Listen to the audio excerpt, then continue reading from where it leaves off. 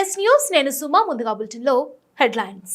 కామారెడ్డి నియోజకవర్గం దళిత బంధు లబ్ధిదారుల ఆధ్వర్యంలో కామారెడ్డి జిల్లా కలెక్టర్ కార్యాలయం ముందు ధర్నా. జిల్లా కలెక్టర్ గారికి వినతి పత్రం అందజేశారు. దళిత బంధు యూనిట్ మంజూరైన లబ్ధిదారులకు వెంటనే దళిత బంధు ఇవ్వాలని కామారెడ్డి జిల్లా కలెక్టర్ కార్యాలయం ముందు ధర్నా నిర్వహించడం జరిగింది. ఈ సందర్భంగా దళిత సంఘం అధ్యక్షులు ప్రేమ్ కుమార్ మాట్లాడుతూ కామారెడ్డి నియోజకవర్గంలో మొత్తం 1106 లబ్ధిదారులకు దళిత బంధు పథకంలో భాగంగా జిల్లా కలెక్టర్ గారి ఆధ్వర్యంలో లబ్ధిదారులకు ఎంపీడీఓ మరియు కార్యదర్శుల సమక్షంలో ఎంపిక చేయడం జరిగిందని, లబ్ధిదారులు ఎంచుకున్న యూనిట్పై అధికారులు విచారణ చేశారని, అంతేకాకుండా లబ్ధిదారుల ఖాతాలో కొంతమేరకు నిధులు కూడా జమ చేయడం జరిగిందని, కానీ ఇప్పటి వరకు దళిత బంధును లబ్ధిదారులకు ఇవ్వడంలో జాప్యం జరుగుతుందని, కామారెడ్డి నియోజకవర్గ అందరికీ యూనిట్లను వెంటనే విధులను మంజూరు చేసి మా దళిత కుటుంబాలను ఆదుకోవాలని కోరుతున్నాము అన్నారు.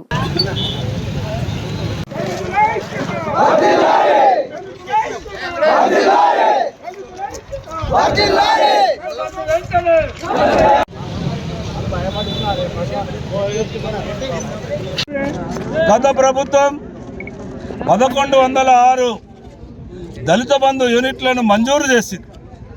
మరి మంజూరు అంటే ఆచామాచి కాకుండా ప్రతి గ్రామంలో తీసుకొని సెలక్షన్ చేసి సెక్రటరీ ఎంపీడీఓ ఆధ్వర్యంలో మరి అలాగే బ్యాంక్ అకౌంట్స్ తీసి వాళ్ళ అకౌంట్లో కూడా కొన్ని డబ్బులు జమ అయినాయి. కానీ ఈరోజు మేము అడుగుతున్నాం ఏమనంటే మరి ఆ స్కీమును కొనసాగించాలి.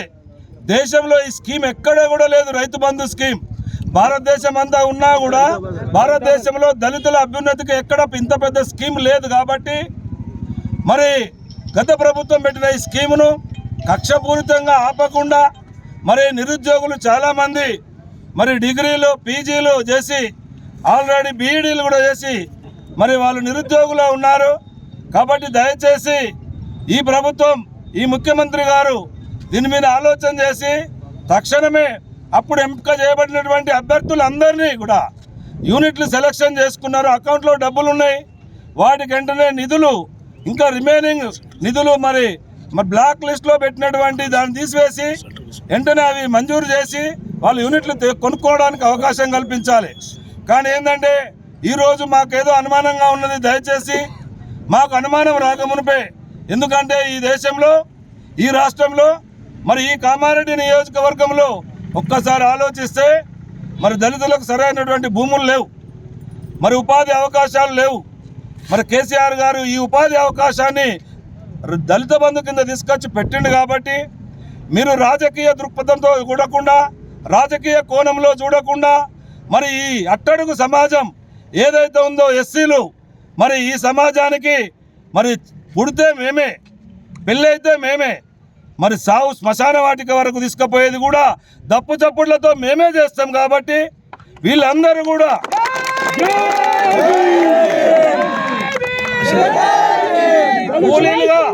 కూలీలుగా రైతు కూలీలుగా ఈ దళిత బిడ్డలు ఉండొద్దు అనే ఆలోచనతో తెచ్చిన ఈ స్కీమును మంచి దృక్పథంతో ఆలోచన చేసి మరి ఈ సమాజ అభివృద్ధికి, ఈ తెలంగాణ అభివృద్ధికి మరి చిట్ట చివరిగా ఆర్థిక బలహీనతలో ఉన్నటువంటి మరి దళితులందరికీ కూడా ఈ స్కీము వర్తింపజేయాలి. ఈ 1106 కాకుండా మీరన్నారు ముఖ్యమంత్రి గారికి ఈ సభాముఖంగా కూడా దళిత బంధువులు ఎక్కువ డబ్బులు ఇస్తామన్నారు. పర్వాలేదు, ఇవ్వండి, మేము కూడా దాన్ని స్వాగతిస్తున్నాం. దానికి మేము మీకు ధన్యవాదాలు చెప్తాం. కానీ ఉన్నవాడిని అయితే ఇవ్వండి. రైతు బంధు రీతిలో ఎట్లయితే 15,000 ఇస్తాం ఎకరానికి, కానీ ఇప్పుడు 10,000 ఇచ్చిర్రు.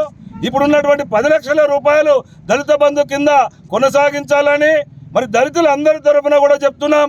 ఎందుకంటే కాంగ్రెస్ పార్టీ సిద్ధాంతం మీరు అంటున్నారు దళితులందరూ మా వాళ్ళే అని, మా ఓటు బ్యాంక్ అంటున్నారు. కాబట్టి దయచేసి తప్పకుండా ఈ మంజూరైనటువంటి ఎంతమంది అయితే అకౌంట్స్ తీసి అకౌంట్లో డబ్బులు పడ్డాయో, ఎంతమంది ఆన్లైన్లో ఎంపిక చేయబడ్డారో వారందరికీ కూడా దళిత బంధు వర్తింపు చేయాలని కోరుకుంటూ మరి అంబేద్కర్ మీద మీరు ప్రేమ చాటాలి అంటే మొట్టమొదటిగా ఈ దళితులను ఆదుకోవాలి.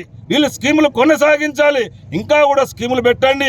దయచేసి అట్టడుగు వర్గాలలో ఉన్నటువంటి, ఊరుకు దూరంగా ఉన్నటువంటి మరి సమాజానికి ఊరికి సేవ చేసేటువంటి దళితులను మీరందరూ కూడా ప్రేమతో మరి అభివృద్ధి కోసం సహకరించాలని కోరుకుంటూ మరి ఈరోజు మేము కలెక్టర్ దగ్గర కూడా రిప్రజెంటేషన్ అదే చేస్తున్నాం. మేము ఎవరి మీద వ్యతిరేకంగా మాట్లాడడం లేదు. ఎవరిని పొగడడం లేదు. కానీ మా స్కీమ్ ఏదైతే పెట్టిర్రో దాన్ని కొనసాగించాలని సామంతో అంటే సామవేద దండోపాయాలు ఉంటాయి. ముందుగా మేము ధర్నాలకు రస్తారోకోలకు మరి ఎవరికి వ్యతిరేకంగా ఎవరికి అనుకూలంగా కూడా మాట్లాడకుండా మా అందరి తరఫున కామారెడ్డి నియోజకవర్గం తరఫున మేము వినతి పత్రం కలెక్టర్ గారికి ఇచ్చినాం కాబట్టి తాను కూడా సానుకూలంగా స్పందించి మా వినతి పత్రాన్ని ప్రభుత్వానికి నివేదించి తన ప్రయత్నం చేస్తున్నందుకు కూడా తనకు కూడా మీ ద్వారా మీడియా ద్వారా మేము ధన్యవాదాలు తెలియజేస్తున్నాం. ఈ మీడియా ద్వారా అందరూ కూడా అవి మా ఎస్సీలకు మరి దళిత బంధు కింద పోయిన సీఎం పెట్టిండు కాబట్టి మరి ఇప్పుడున్న సీఎం రేవంత్ రెడ్డి గారికి మా కుటుంబం తరపున మీకు అడుగుతున్నాం. మాకు వచ్చే ఏదైతే దళిత బంధు ఏది ఉందో నా తమ్ముళ్ళు ఎంతోమంది చదువుకొని రోడ్ల మీద మరి కూలి పని చేసుకుంటున్నారు కాబట్టి మరి మాకు ఎలాంటి జాబులు లేవు. ఈ దళిత బంధాన్ని ఇస్తే ఏదైనా బిజినెస్ చేసుకొని బతుకుతామని చెప్పి మా అన్న తమ్ముళ్ళు అందరు ఆలోచన వచ్చి మరి మా నిధులను మాకు ఇవ్వాలని చెప్పి మేము ఎప్పటి నుంచో పోరాటం చేస్తున్నాం. దాని పట్లనే మీరు చిత్తశుద్ధితోటి అంబేద్కర్ ఒక అడుగుజాడలు నడిచినట్టయితే మా జాతికి మా ఎస్సీ జాతికి మీరు దళిత బిడ్డలని మేము చెప్పుకుంటేందుకు ఒక అవకాశాన్ని మీరు చెప్పుకుంటారు కాబట్టి దాన్ని దృష్టిలో పెట్టుకొని దళిత బంధు ఇంటింటికి వచ్చేటందుకు మీరు కొనసాగించాలి.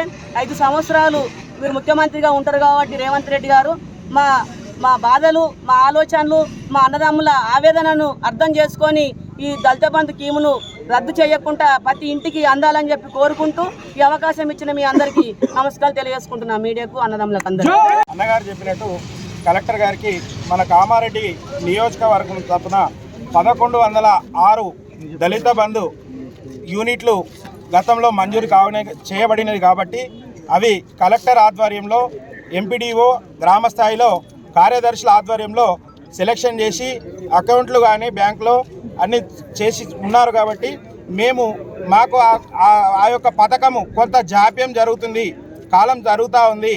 మాకు గతంలో నచ్చేది ఉండే అప్పుడు కోడ్ వచ్చింది కాబట్టి ఇప్పుడు మేము కలెక్టర్ గారికి రిక్వెస్ట్ అంటే రిప్రజెంటేషన్ లెటర్ ఇవ్వడం జరిగింది. ఆ నిధులను ఎలాగైతే గతంలో ఇచ్చిరో అదేవిధంగా జాప్యం చేయకుండా పునరుద్ధరించాలని మేము కలెక్టర్ గారికి విన్నవించినాం. అదాన్ని దృష్టిలో ఉంచుకొని కలెక్టర్ గారు కూడా మాకు సానుకూలంగా స్పందించారు. దాన్ని ప్రభుత్వ దృష్టికి తీసుకెళ్తామని అన్నాను. అలాగే ప్రభుత్వం కూడా మా యందు దయించి పెద్ద మనసుతో ప్రతి ఒక్కరు కూడా బలహీన వర్గాలలో కాబట్టి దళితులందరూ వాళ్ళ అభ్యున్నతకు పాల్పడతామని ప్రతి ఒక్క పార్టీలు చెప్తున్నాయి. ఇక్కడ పార్టీలకు అతీతంగా ఉంది ఈ స్కీమ్ కాబట్టి అందరూ కూడా మాకు లబ్ధి చేకూరుతుందనే ఆలోచనతోనే మేము ఇక్కడికి రావడం జరిగింది. దయచేసి ప్రభుత్వం ఆలోచించి మాకు తగు న్యాయం కూడా చేయాలని మేము కోరుచున్నాం. దళితుల ఐక్యత.